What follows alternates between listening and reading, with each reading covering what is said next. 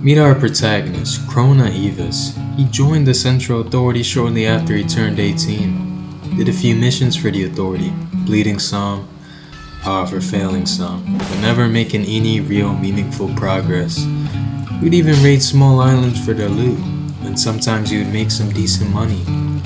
But he would waste it all for medical bay fees, or he would be at the tavern wasting his money there. Finally thought he hit a break and got a decent amount of notes to finally turn things around.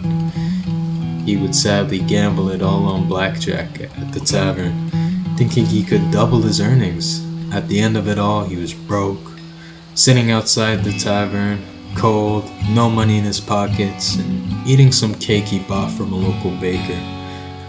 All Krona Evis needed was a lucky break, a lucky streak, and maybe then he could finally get the promotion he wanted, and make the Authority proud, and more importantly, make his family proud.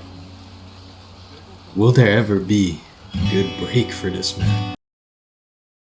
However, before Krona can finish crying about his life, he hears a squabble going on. It's an intruder, he realizes. Without a second thought, as if his soul was telling him to do so, he grabbed his axe and chased the intruder. Even though he knew it would risk his life, he felt that as if he had nothing to lose now. If he ran away from this, he'd be a failure.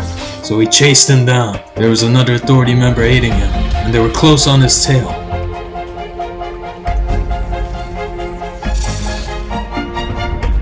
Krona thought it was over, but 3 other Authority members joined in the fight. It's over, he thought.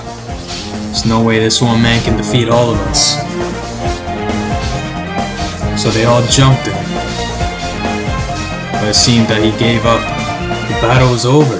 Charlie was holding him on his hand, and they were discussing how they should execute him. And while they were discussing, they didn't notice the intruder was pulling out a knife from his back pocket. While they were busy discussing, he slit his own throat. Krona quickly went to his body and found a gold bar that could be useful to get his savings back up. But now that he thinks about it, he really did choose the easy way out. Took his own life. Krona thinks about this. Is that all there is to this life? Was that the only option this man had? When he was cornered, he decided to just take his own life? Was that it? Krona just couldn't handle this realization. Is that the only option he had? Was there anything he could have done? Or should he have just ended his life? Was that the right call? Krona doesn't know. All he knows is that he made a great victory today. 2 gold bars, and he killed an intruder. Or well, he aided in killing an intruder. He realizes his friend Charlie got his ship stolen, so he offers to do some missions with him. Tells him that he has a ship that he can borrow. He agrees. Things might be looking up. Doing missions with a friend is much easier after all. Sent him an invite to his squad. His squad is formed. Things are finally looking up for Krona. A friend for missions will make things much easier. And 2 gold bars will get him at least enough money to buy some food and sustenance. So now it's time. It's time for Krona to start some real missions and climb out of the hole he created and make a better man of himself. It's time for Krona to climb the ranks of Authority. It's time for Krona to redeem himself.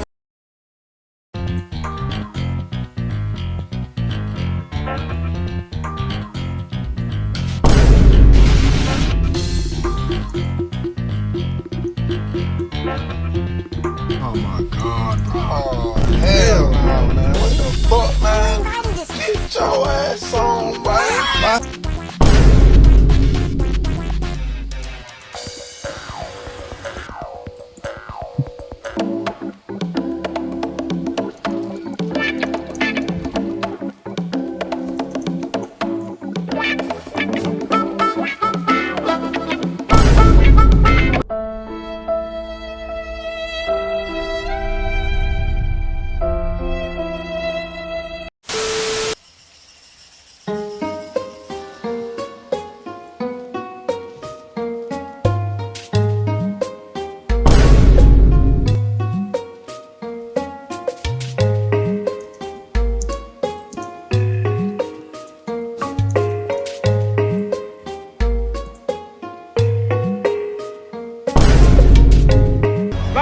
a dream. My poor little children one day live in a nation where they will not be judged by the color of their skin, but by the content of their character.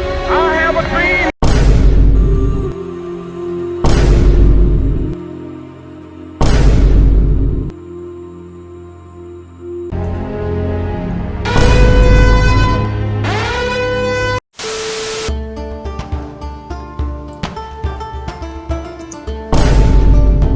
After some tomfoolery, our protagonist Krona Evis and his newly acquired friend Charlie Merritt decide to embark on their first mission together. The mission is to secure a perimeter around the area of Summer Isle for the authority. Krona Evis gets there first and is met with some fighting from the natives. He quickly takes care of it and moves on to secure the rest of the perimeter. However, it does seem this mission is bugged because sometimes it can take a while to complete.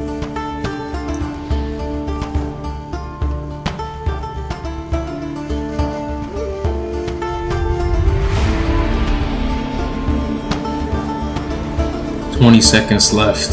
Krona Evis thinks it's over, but unfortunately the Deepwoken devs have broken the timer for every authority mission for some reason. Deepwoken devs, please fix and show a real proper timer." And as Krona Evis and Charlie get into more tomfoolery around the perimeter, they can feel their bond getting stronger.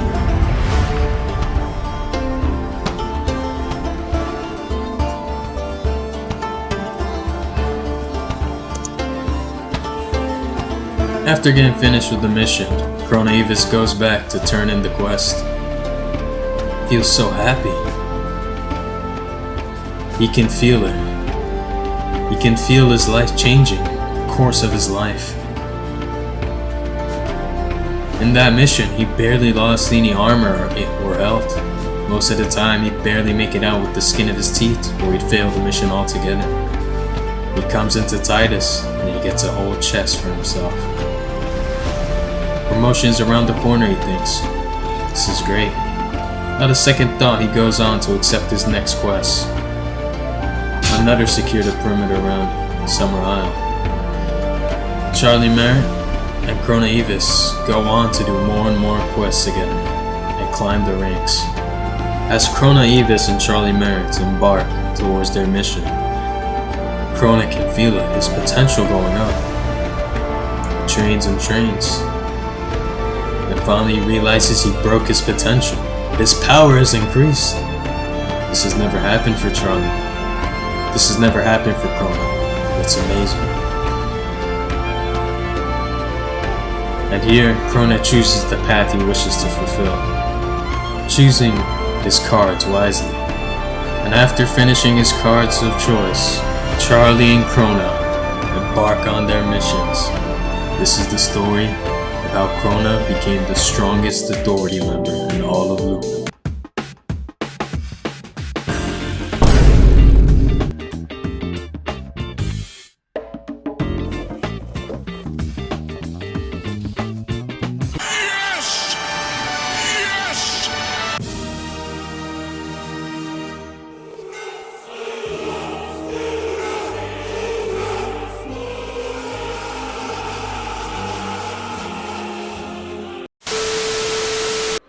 Krona finally got his promotion, the promotion he always wanted.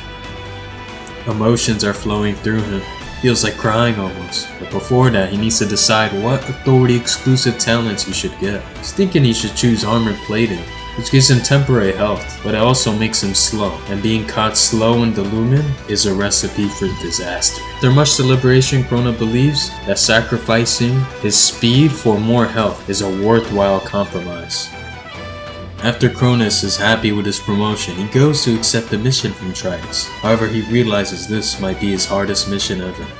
It's an armament sabotage, where he has to head to Eretel and cross the Bluster Rift in the Star-Swept Valley to get to 100 Legion base and destroy their supplies. Even the journey there can be deadly. This was a hard challenge. His life could be at stake. He could die. He could be wiped, sent to the fragments of self. But even so, Krona and Charlie decide to embark on this journey. Even though their lives are at stake, they are authority members and their honor is more important than their lives. Just as Charlie and Krona were ready to embark on their mission, Charlie spots something terrifying. A Voidwalker. They are a group of professional assassins that take on bounty contracts. They're a very dangerous group, but also very secretive. Many don't even believe in their existence in the Luna. However, Charlie swears he sees one, so they give chase.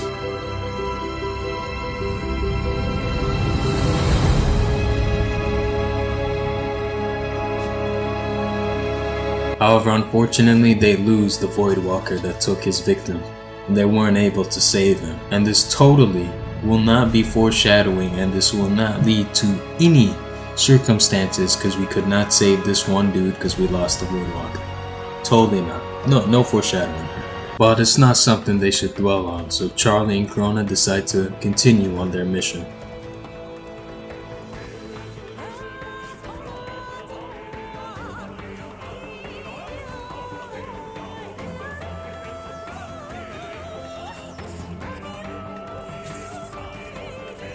Problems arise for our protagonists, however, Charlie and Krona, as a Legion soldier ambushes them on their way, and an intense fight begins to ensue.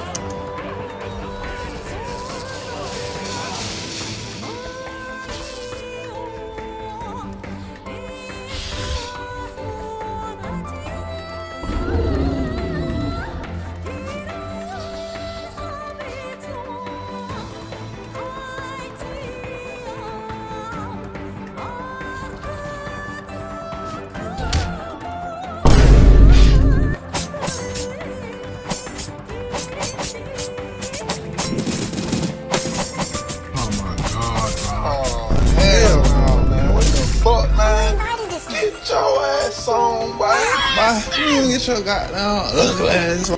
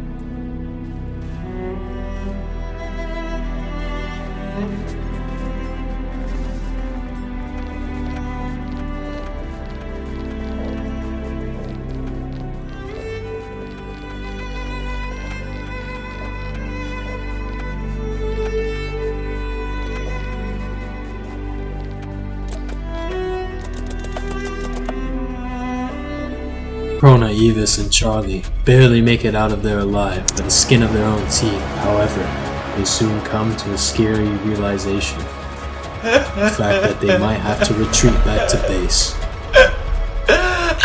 Krona can't take this realization.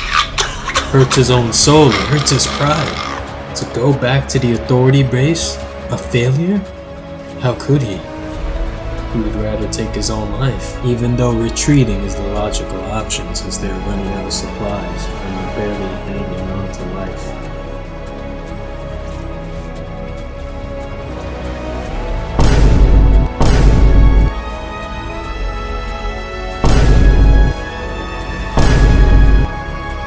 While Krona and Evis were discussing the events that had happened, this absolute lunatic, this psychopath that we couldn't save from the Void Walker somehow thinks it's our fault and starts jumping us.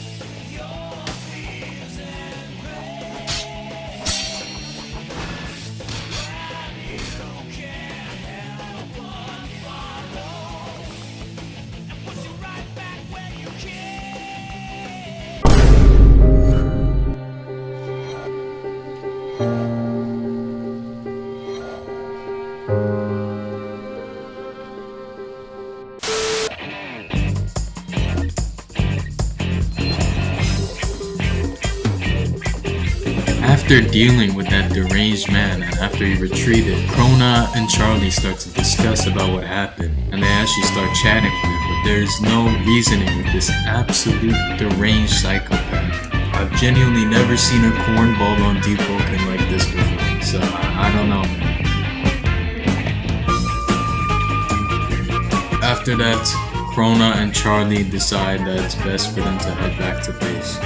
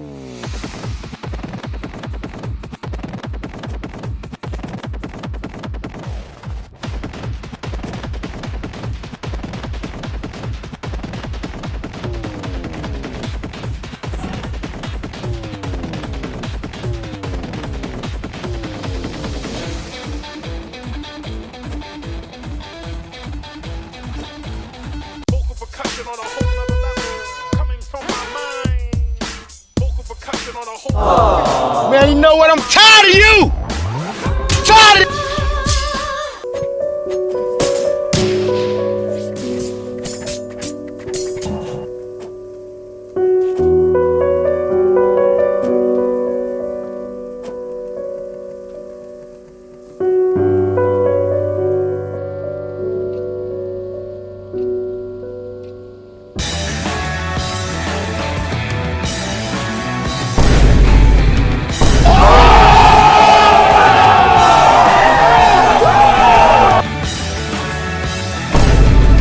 Stop the cap.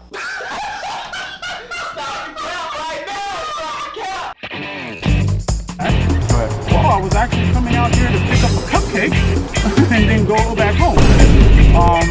There was, nothing that was going to be sexual involved because I'm not like that.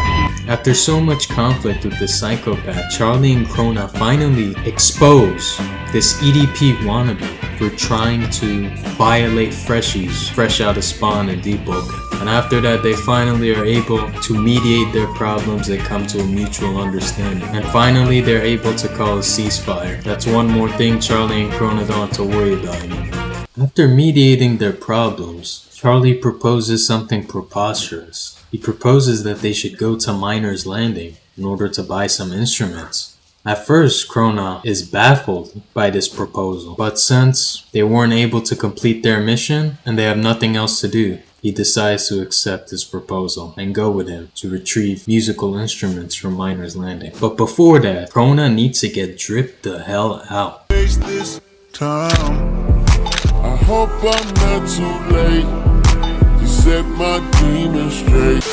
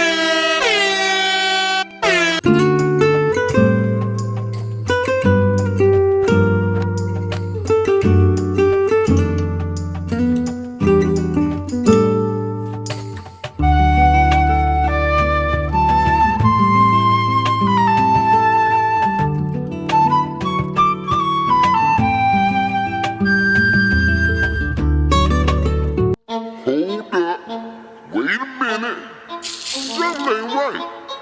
'Cause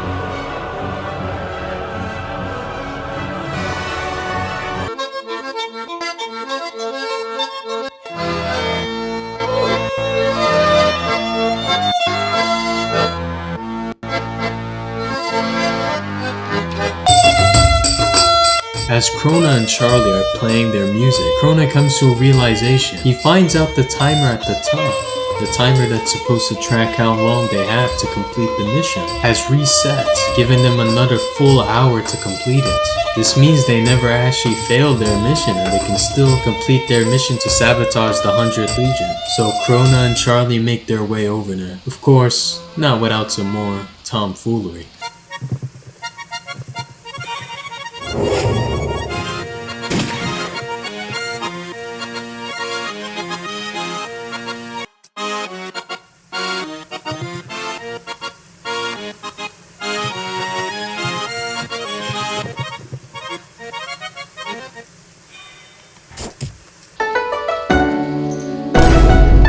you alive. For tego bang took a time.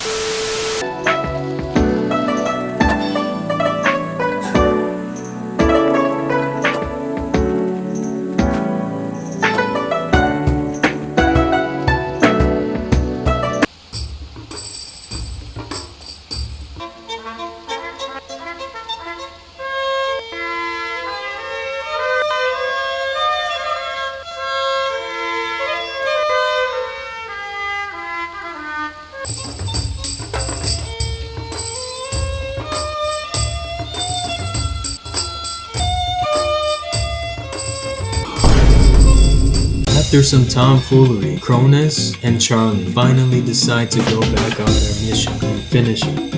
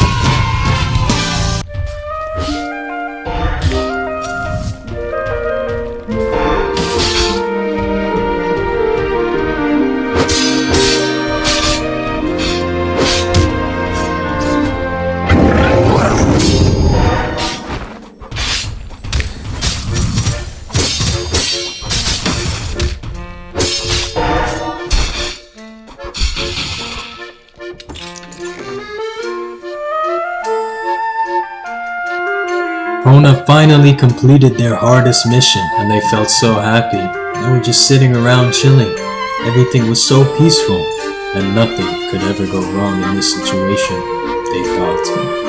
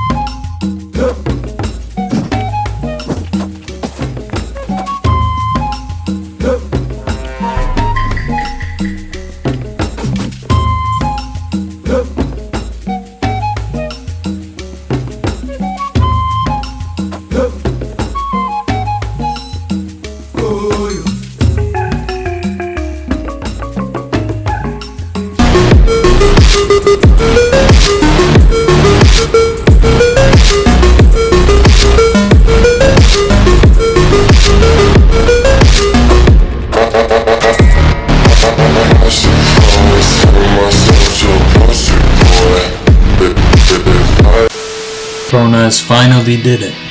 He has made his money back and more. He climbed the ranks, and he was able to make a new friend along the way. However, he had to bid him farewell. Charlie was a good friend, Krona thinks. The best he ever had. Krona goes over to buy himself a new weapon, and he has some new drip along the way, with his authority helmet fully on. Krona does a few more side missions, like secure the perimeter, which were boring so I didn't add them in. And he gets promoted and powered up to power 5. A huge milestone for little Krona. Or well, big Krona now. Krona thinks to himself, now that he has been promoted and he has a lot of money with him now, he realizes it's about the friends he made along the way. He realizes it was about the journey. Krona reflects about this and thinks about what's next for him. Tune in next time, where you will see Krona conquer all of Deepwoken, part 2. Coming soon, if this video gets views. I don't know if it will, but bye bye.